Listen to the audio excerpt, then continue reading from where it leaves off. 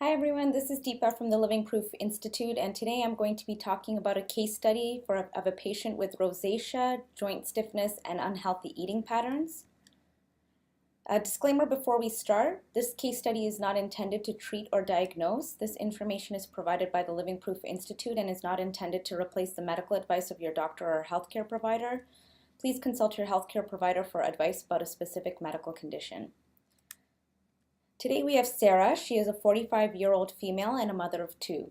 She owns a private school and she is the lead director at the private school, so she's very fatigued and tired because she puts in a lot of hours. She has struggled with yo-yo dieting since she was 17 years old. She had a very strict and healthy mother growing up, and her mother had a lot of guidelines in place with regards to diet and lifestyle when she was young. And so when she went to university, she felt the need to rebel, and she started eating a lot of processed foods, including salty and sweet foods, which she basically binges on throughout her adult life now.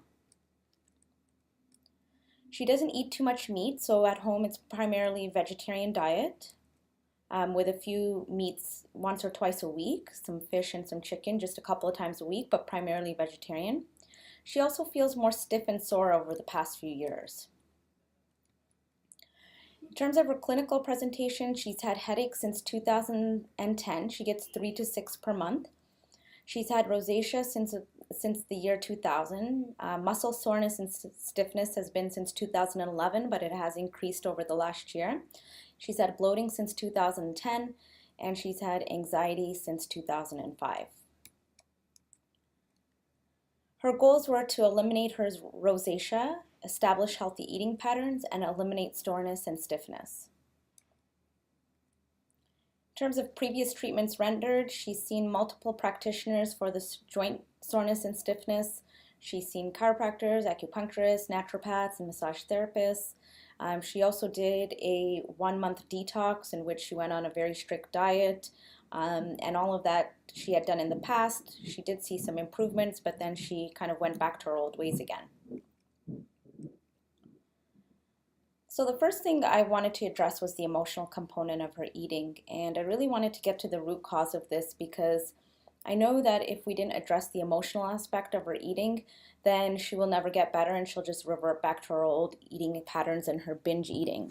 So I really wanted to ensure that we had referred her out to someone who would be able to deal with this emotional roller coaster of eating that she does partake in.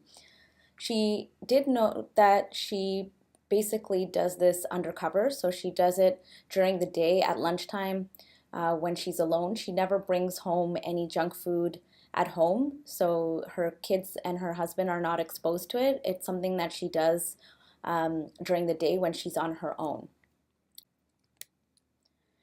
We did want to run an organic acid test on her because of her fatigue and energy issues. Also wanted to see if she had small intestinal bacterial overgrowth because one of the main symptoms of small intestinal bacterial overgrowth is bloating. And also wanted to evaluate if she had any inflammatory markers come up on that due to her soreness and stiffness in her joints. We also wanted to run a stool test on her to identify if she has any bacterial overgrowths, which can sometimes be a contributor of rosacea. Inflammation is also a huge trigger for rosacea, so definitely want to see if she had any inflammatory markers come back on her stool test and her organic acid test. And then we also ran a Dutch test to identify her adrenal hormone balance and to evaluate female hormones. She does have anxiety, and we wanted to address to see if she had any high cortisol issues which can contribute to anxiety as well. So this here is a snapshot of some of the findings on her organic acid test. So one of the first findings that we see here is that her beta hydroxybutyrate came back a little bit elevated here. It's more right shifted, and that tells us that she's heading towards insulin resistance. So she's not metabolizing or using her carbohydrates effectively as an energy source. So we definitely want to address that and look at that a little bit further. Definitely want to make some modifications to her diet and let her know that the binge sugar eating is probably not really benefiting her at this point because it is making her insulin resistant.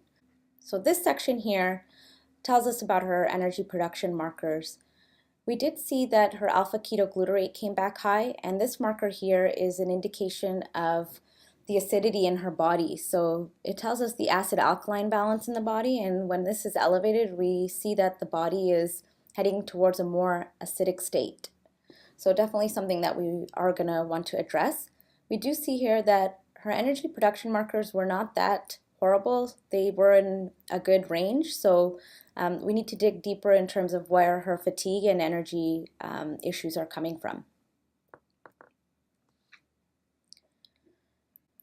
And so when we look at the next page of our organic acid test, we saw that she had a lot of DLs here, which shows that these markers here were below detectable limits, which means that the lab was not able to pick up on these markers here.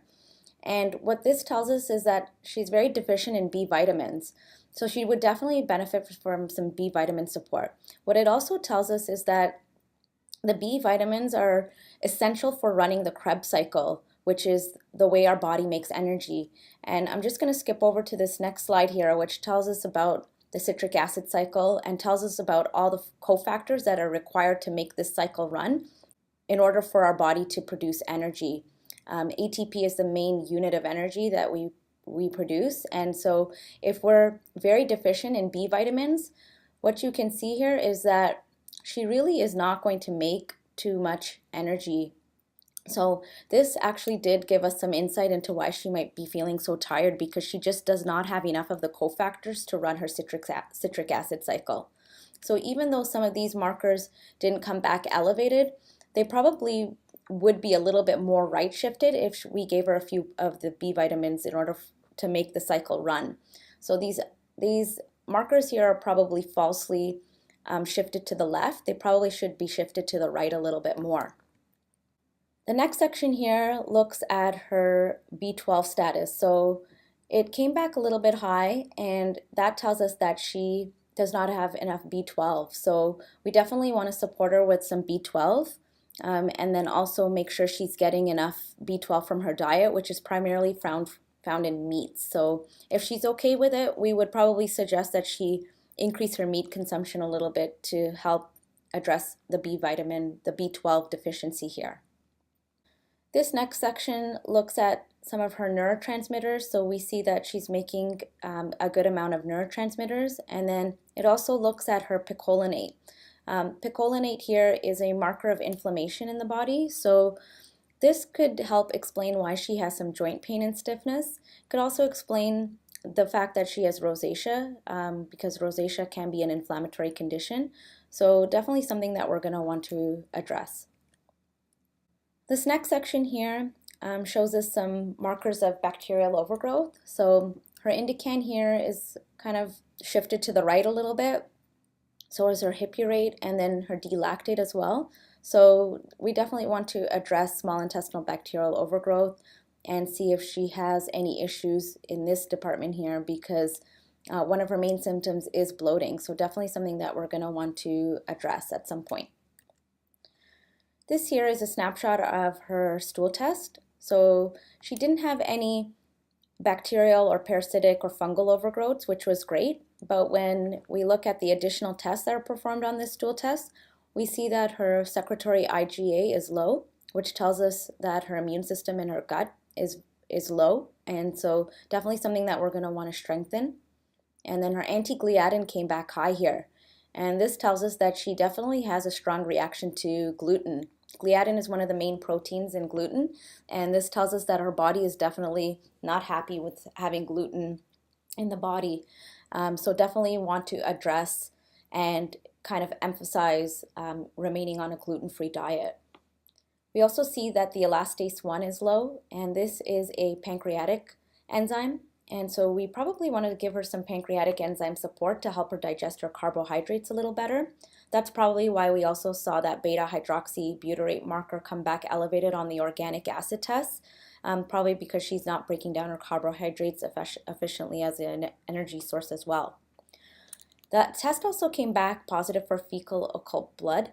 Whenever we see this positive, and if the patient doesn't have any type of IBD, which is inflammatory bowel disease, we definitely want to refer out.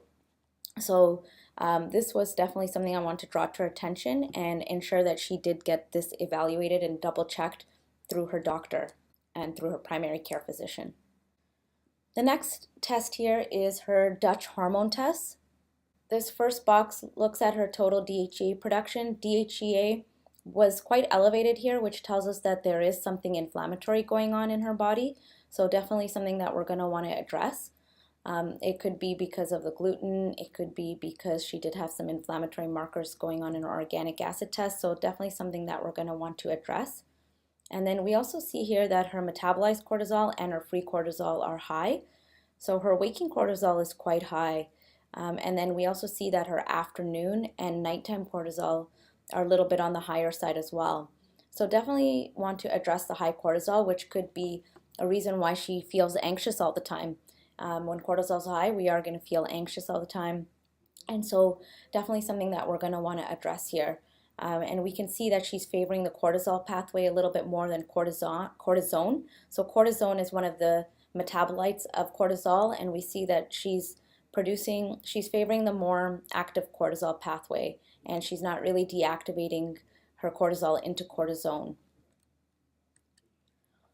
When we look at her female hormones, we see that her progesterone is on the higher side. We see that her DHEA is high, so this is DHEA sulfate. This is a metabolite of DHEA, so we do see that that's on the higher side. We see that her testosterone is on the higher side as well. And when we look at how her body's clearing out testosterone, we see that she's slightly favoring the more potent androgen side. And so, we want to ask her about some symptoms about high testosterone, such as acne, aggression, anger. We want to basically see if she's got thinning hair on the scalp, but then she has overgrowth of hair in areas where it shouldn't really be, like on her chest or sometimes on her face. So definitely something that we want to explore a little bit further with her. We also see that her estrogen metabolites are on the higher side as well. So for a premenopausal female, estradiol is one of the main estrogens that's produced. And we see that it's a little bit on the higher side. And when we look at it, the way she's metabolizing estrogen, we see that she's metabolizing it very well. So she's going down the 2-hydroxy pathway, which is the more favored protective pathway.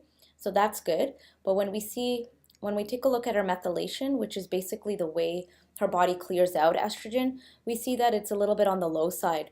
So we definitely want to support methylation here because she's not clearing out all this high estrogen very well.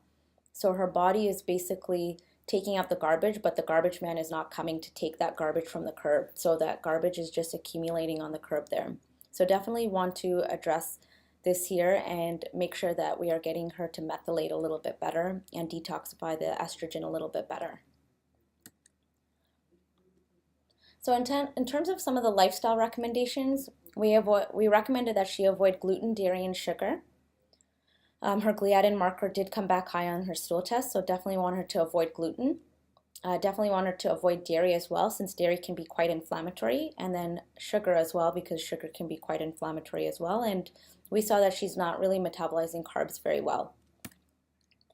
I referred her to a transformational coach to get to the root cause of her eating patterns and what the core, beliefs and systems in her body are, which cause her to binge eat and to binge on sugar. Also advised her to see her primary care physician for the occult blood that was found on the stool test. Her and her husband do go to bed quite late, so I encourage her to go to bed by 10 p.m. just to help with some of the energy related issues and to basically help restore her body from all the high cortisol that's being produced. Also advise her to avoid blue light in the evening and to minimize screen time in the evening, so 2 hours before bedtime to try to shut down all devices and to do more relaxing things like reading or having a bath before she goes to bed. And then I also had her incorporate a daily meditation into her lifestyle just to help her deal with some of the stress of owning her own business. In terms of supplement recommendations, we gave her Saccharomyces to help improve the immune function in the gut. So her secretory IgA was on the low side, and Saccharomyces can help improve her immune system. We gave her some digestive enzyme support to get her metabolizing those carbohydrates a little bit better. We did give her some B vitamin support. As we saw, those B vitamins were very low and bottomed out. We gave her some support for her high cortisol. We also gave her some support to help clear out the estrogen, excess estrogen. At her 30-day follow-up, she reported that her bloating was pretty much gone. Her digestion greatly improved. Her rosacea had improved as well. She had lost some weight, so she was happy about that. She was dealing with stress a lot better, so the meditative practice was really helping her. And she felt more rested and not as tired. So if you have any questions about this case study, please feel welcome to message me on Facebook. We also would encourage you to join our Facebook group at www.lpicommunity.com. We do share a lot of great information in our Facebook group, and we would really highly encourage you to join that. I'd also encourage you to register for our free 30-day program at www.30in30.org. This will really help you get started with a lot of the lifestyle changes, some of the things that you'd probably want to do before coming in to see us if you did have any specific health condition. If you feel like you're doing a lot of the lifestyle things and you're ready to become a patient at the Living Proof Institute, I would encourage you to go to www.iamproof.com, and you're welcome to schedule an initial consultation at this website here. Thank you again, and I hope you enjoy this case study.